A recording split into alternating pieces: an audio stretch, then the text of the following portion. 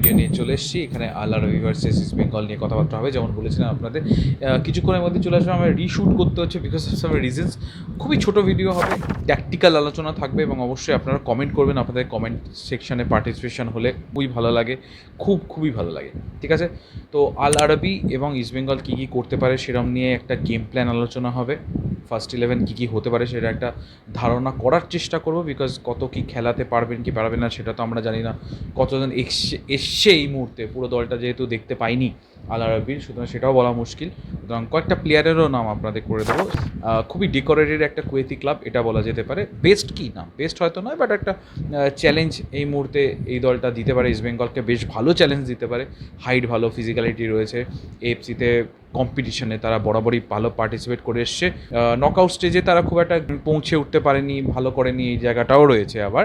কিন্তু রেগুলার তারা পার্টিসিপেট করতে পেরেছে, তার মানে হচ্ছে ডোমেস্টিক লিগে তাদের পারফরমেন্স ভালো, এটা বলা যায়। এটা হচ্ছে আব্দুল গফর, তো ইনি এই দলের ক্যাপ্টেন এবং অনেক বয়স প্লেয়ারটার, কিন্তু গোলকিপার পজিশনে খেলেন অবশ্যই, কিন্তু তিনি এই দলের ক্যাপ্টেন। তার কথা বেশ সবাই ওই দাদার মতো শোনে আর কি। যেখানে ডিফেন্সে দেখতে পাচ্ছি খালেদ রয়েছে, শেলডন রয়েছে, মারমুক রয়েছে এবং আল বুওসি।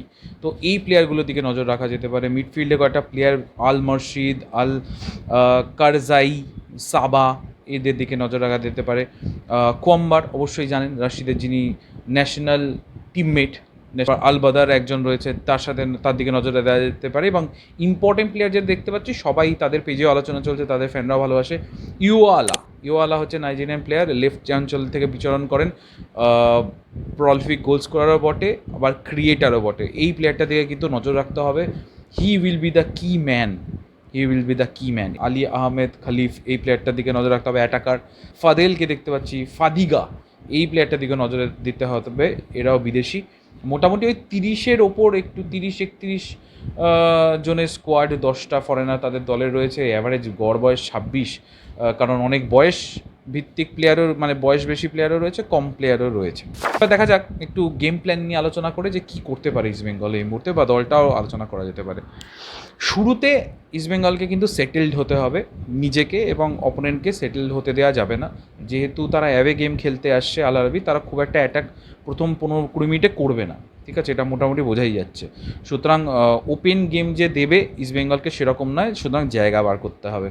এবং মিডফিল্ডে পজিশন খুব একটা হারালে চলবে না, তাদের মিডফিল্ডাররা যথেষ্ট ফিজিক্যালি স্ট্রং আছে। স্পেশালি যেমন বলছিলাম, ইউওলার ক্রসেস এবং এগুলো খুবই ভালো, এবং ছেলেটি উইথ দ্য বলও খুব ভালো। সুতরাং তাকে একা এই মুহূর্তে ছাড়া যাবে না, স্পেশালি লেফট অঞ্চলটায়, ঠিক আছে।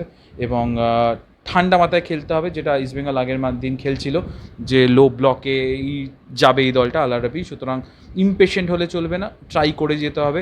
এবং আপনারা যদি খেয়াল করেন, লাস্ট দিন সাউথ ইউনাইটেডের ম্যাচে আপনি যদি শটের সংখ্যা দেখেন, এটা দেখেও কিন্তু বোঝা যাবে যে হাবাস কিন্তু ওই ম্যাচটা প্রিপারেটরি হিসেবেই নিয়েছিল। এবং শুধু অ্যাটাক তৈরি করা নয়, মিডফিল্ড অঞ্চলেও চলে এসে মিডফিল্ডারদেরও বক্সের মধ্যে পুশ করিয়ে তিনি কিন্তু চাইছিলেন প্লেয়াররা যাতে গোলমুখী শট প্রচুর নিক। মিস হয়েছে, ব্লক হয়েছে, কিন্তু এইটা খুব গুরুত্বপূর্ণ। সেই প্র্যাকটিসটা কিন্তু ইস্টবেঙ্গলে এই মুহূর্তে হয়েছে, যেটা আল আরাবি এগেনস্টে কাজে লাগবে। বিহাইন্ড দ্য ফুল ব্যাকস এই রানগুলো ইম্পর্টেন্ট হবে। সেখানে এডমন্ড যদি খেলে, বিষ্ণু যদি শুরু করে, তাহলে তাদের রানটা খুব ইম্পর্টেন্ট হবে। বিপিন এর রানটা খুব ইম্পর্টেন্ট হবে। ফুল ব্যাক যারা রয়েছে ইস্টবেঙ্গলে এই মুহূর্তে, যারা খেলবে এই ম্যাচে, তাদের রানগুলো কিন্তু নজর রাখতে হবে। সেই রানগুলো যদি পারফেক্ট হয়, তাহলে কিন্তু ভালো অ্যাটাক ইস্টবেঙ্গল তুলে আনতে পারে। প্লেয়ারদের মধ্যে পজিশন সুইচ, এইটাও কিন্তু খুব কাজে লাগে এই মুহূর্তে লো ব্লক ভাঙতে। একটা ইম্পর্টেন্ট পয়েন্ট, ফুল ব্যাকদের যে ওভারল্যাপে যাওয়া, এটা একটা অভ্যেস করে নিতে হবে এই ম্যাচটায়। আর অ্যাটাক যদি শুধু করে, তো ক্রস ওরিয়েন্টেড খেললে চলবে না, তো ফুল ব্যাকদের কাটব্যাকও করতে হবে। এবং মিডফিল্ডারদের ক্ষেত্রে একই জিনিস, যে কাটব্যাক করে সেন্ট্রালি অপারেটও করতে হবে। আর সেকেন্ড বলের জন্য অবশ্যই যেতে হবে, বিকজ আবার বলছি, ফিজিক্যালি যারা খেলে কাউন্টার এটাকে খুবই মারাত্মক হয়, তাদের এগেনস্টে একটু প্রেস করা, সেকেন্ড বলটা জেতা, এটা খুব ইম্পর্টেন্ট হয়। স্কোয়াড ডেপথ কিন্তু আল আরাবির খুবই রয়েছে। ফরেনার যারা রয়েছেন তারা খুবই physically strong, plus season player রয়েছে। কুয়েতের ফুটবল অনেক বছর ধরে খেলছে, তাদের ন্যাশনাল টিমের প্লেয়ার রয়েছে 10-12 জন গেস করা যায়, এরকম বা দেখতে পাচ্ছি আমি। সুতরাং সেই জায়গাটা কিন্তু তাদের স্কোয়াড ডেপথও ভালো রয়েছে। উইথ বলের ক্ষেত্রে কিন্তু নিজেদের মধ্যে পাসিং যেটা সেটা ভেরি কুইক ট্রানজিশনের মধ্যে করে নিতে হবে। ফ্ল্যাঙ্ক সুইচ করতে হবে খুব ফাস্ট, যেটা একটু আগে আলোচনা করেছি। ওভারল্যাপে যেতে হবে এই মুহূর্তে ফুল ব্যাকেদের, কাট ব্যাক করতে হবে, প্লাস মিডফিল্ড অঞ্চল থেকে কিন্তু অ্যাটাক তুলে আনতে হবে ইস্ট বেঙ্গলকে, ঠিক আছে? উল্টোটা মানে তাদের যে গেম প্ল্যান সেটারই একটা অ্যান্টি দিতে হবে আর কি। তো এরকমই আপাতত দেখতে পাচ্ছি, মোটামুটি স্ট্র্যাটেজিক্যালি এরকমই খেলা চলবে। ফার্স্ট 11টা একটু পরে আলোচনা করে দিচ্ছি, বা মেবি ছবি রেখে দিয়ে যাবো। দেখো এতদিন আগে ফার্স্ট 11 চুজ করা খুব মুশকিল হয়, যেটা আমার প্ল্যান অনুযায়ী ভালো লাগবে। সবাইকে যে নামবে সেটাও নয়, আর ইম্পর্টেন্ট জিনিস যেটা প্রিভিউ ভিডিওতে থাকেই সেটা হয়তো থাকবে না, দ্যাট ইজ যে কোথায় দেখানো হবে সেটা এখনও এই রোববার সন্ধ্যাবেলা এখনও শিওর হয়নি, সুতরাং সেটা আপডেট দিতে পারছি না, কিছু করার নেই।